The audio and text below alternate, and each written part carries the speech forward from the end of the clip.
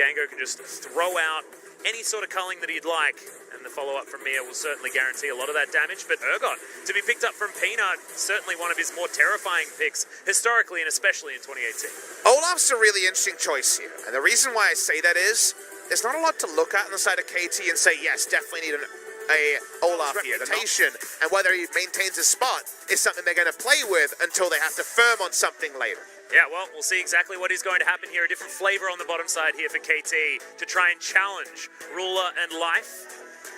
Moments where players can modify things. Spot side, we're pretty deep. Mia jumps all the way forward. Level 2 is gained, and look at him utilizing the Aftershock so beautifully, so deep, but it didn't seem to matter as Ruler takes half of his health bar. Mia, pretty happy. Mia versus Life. Whoa, and flashes forward as well. The Ignite is down. Ruler does find the Blade Cord, but that's the double tap, and the flash forward. Gango not able to get it. Needed one more auto, and it didn't come. And here comes Peanut. We talked about bot lane focus. He knows now with Ruler low.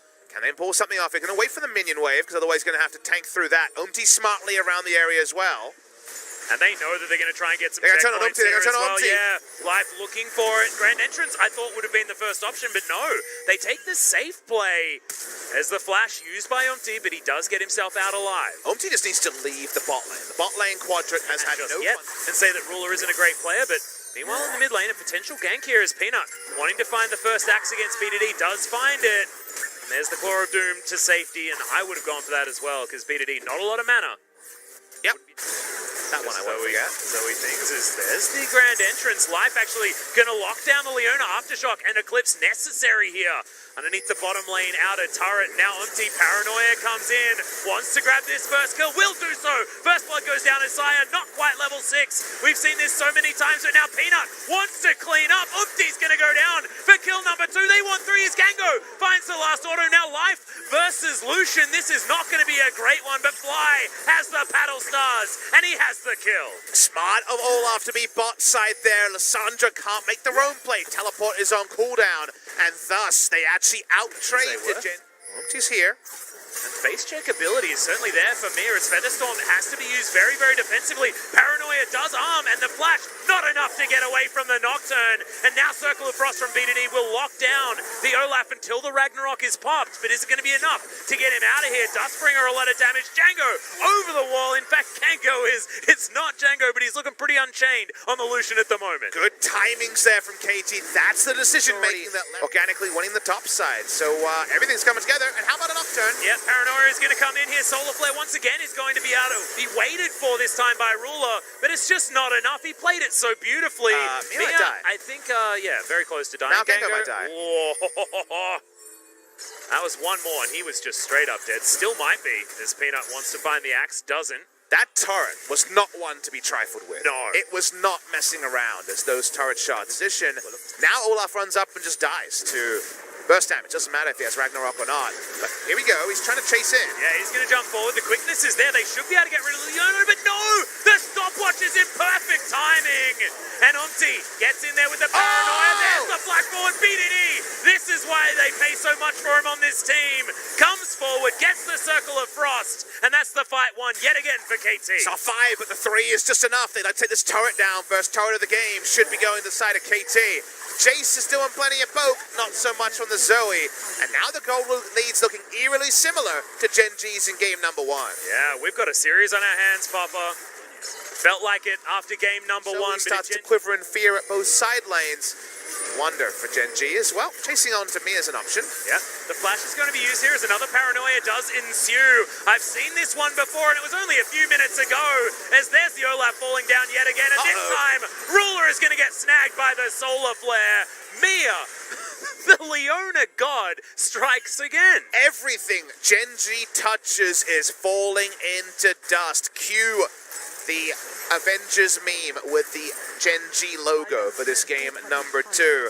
KT can take everything right now. They have so many items, and their map pressure is insane. Shelly herself distracted, but she'll get to the charge eventually. Yeah, just sometimes she wants to kill minions. That's okay. But see you later, turret. No plating yet remaining. But we've got Baron coming back up. ahead of Peanut. He won't let Peanut forget this in a future solo game, that's for sure. Yeah, I have a feeling that you're exactly right. But Battlestar is going to land here as Umpty does have the re-engage opportunity. Paranoia is followed as Umpty not even going to get taken down. The Lucian just pops the Urgot like he's made of butter. My goodness, so much damage as BDD looking for more. Health bars have been softened up well and truly on the side of Gen G. I don't think they can defend this one, despite Trouble Bubbles being in good positions from Fly. That's what you want, 4v4 and Kingen focusing on the turret. Takes down the mid lane turret, there's Lysandra on the back end. Wants to go in and stay in. To be fair, Nocturne has the Leona versus Rakan problem of sometimes you end up real deep when you go for a Zenith Blade. Same choice is true for Nocturne. We already said better next time. Yeah, fixing a divot on that one, I think. Back away, and Genji say another minion wave for Ruler, who has an Infinity Edge with the Baron not down, with the inhibitor line not cracked. Yes, and that's another 1,000 gold off that lead. As Gen G considering more. Okay, Zenith Blade decides that Mia doesn't want it, but the quickness is going to mean that he has to stay forward. Juve gets bonked back out again, but this is some weird team fighting. Oh, he got the it! reaction there as Gango has the stopwatch, but is he still going to die? No, he's not. Not able to arm in time. Man, that's another one that just went begging. Juve want a gimme on that one as Gen G are going to back away, but no one dead. The Baron is needed to stop wave clear and from Zoe and Zaya. Just delaying further. They need the Baron this game. Yes, minions are stronger without Baron on these patches, but they need the Baron this time to close it. Genji's here, they're in formation, here's the turn. Yep, teleport coming in from Juve as well as, okay, not going to be able to get himself over the edge, but Peanut does have the flash available. BDD, the last auto, does have to self-ult, but that means this teamfight is without the Lysandra able to do anything. Kingen walks the correct way to get out of the way of the trouble bubble, but KT now scattered, and Gen G, they found a new lease on here, the same as Peanut. Remember, Cubate doesn't have teleport. Yep, position again. For the Olaf, does still have the flash available as well as Fly. Pops on over the poke availability of this Zoe. Certainly fantastic. Peanut now in the pit. Not able to steal away the Baron though, and he's going to die. Solar Flare is going to land, but Battle Dance is going to get the Rakan out. This is the danger of being the Nocturne, but he is going to survive. Umpty is going to be okay as Fly has to flash to get himself out. Gango in the Raptor pit isn't where he wants to be, but we've got 5 Barons on the side of KT, and they'll take that one. So much happens there to go over. We'll need a replay to truly show it. Yes. He would have taken it if he could have gotten it. And that walks topside here, the Baron buff, 1 minute 25. Lucian walks up and now has a Baron buff to help with his sieging. Remember, they've also got a Jace to do some great sieging. Yeah. Jace is off screen with the Urgot.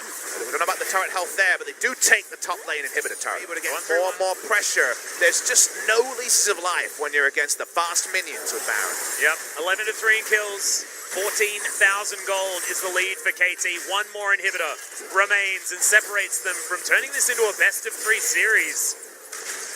KT Rolster, we were expecting Gen G to be very, very strong in this matchup stylistically and based on what we've seen from them so far. This is a day out on the Rift with Kingen in the roster, with Mia debuting this Leona solo, so don't need to worry about that one not landing, but now the re-engage does come in. Quickness doing a decent amount of work here for life, but Gango doesn't go down, and Umpty dives right on top of Gen G. A lot of softened health bars, but no one dead just yet, and the low health on the KT members is the big deal. Umpty goes down first, BDD to follow, and Gen G just, they seem to be always able to team fight no matter what happens. Well, they lose this inhibitor. Kingen doesn't want to continue to push up, so they get 2 kills, and they get out to Gen G. All right. Gen G knew that they had an opportunity, as they're going to start off the Baron. They want this game on their terms.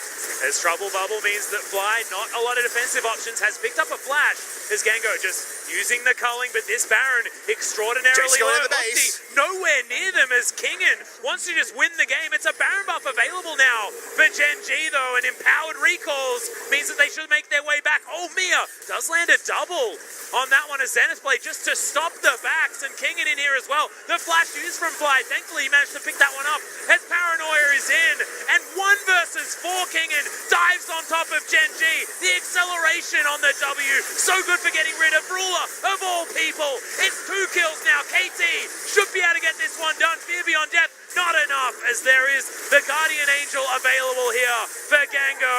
Fly very close to death, is limping away, but the rest of Gen G not going to be so lucky, and BDD with the Claw of Doom will secure the ace. And KT will even things out against Gen G. They will win game number 2, like you say, Atlas. They interrupt the back, so out of formation, and no formation, no win for the side of Gen G.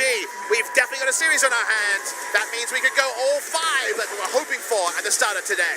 Absolutely. It's a best of 3 now between KT and Gen G. Oh, it just feels so good to see these two teams that a lot of it has been a mental battle between KT and Gen G.